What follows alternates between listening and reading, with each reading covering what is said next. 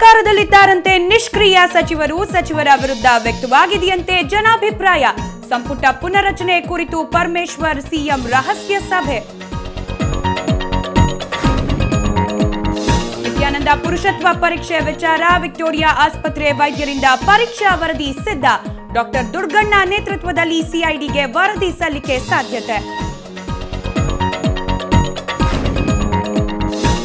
Missed ಕಾಲ್ನಲ್ಲಿ ಪರಿಚಯವಾಗಿ ಮದುವೆಯಾದ 4 ವರ್ಷ ಸಂಸಾರ ನಡೆಸಿ ಕಣ್ಮರೆಯಾದ ಪತಿ ಹುಡುಕಿ ಕೊಡಿ ಅಂತ ಠಾಣೆ ಮೆಟ್ಟಿಲೇರಿದ ಹಾಸನದ ಮಹಿಳೆ.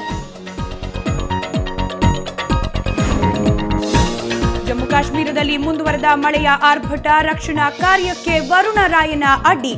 ಎಲ್ಲೆಡೆ ತೀವ್ರಗೊಂಡ ಸಾಂಕ್ರಾಮಿಕ ರೋಗದ ಭೀತಿ. ಮಹಾರಾಷ್ಟ್ರದಲ್ಲಿ ವಿಧಾನಸಭೆ ಚುನಾವಣೆ ಹಿನ್ನೆಲೆ 135 ಸ್ಥಾನಕ್ಕೆ ಶಿವಸೇನೆ ಪಟ್ಟು.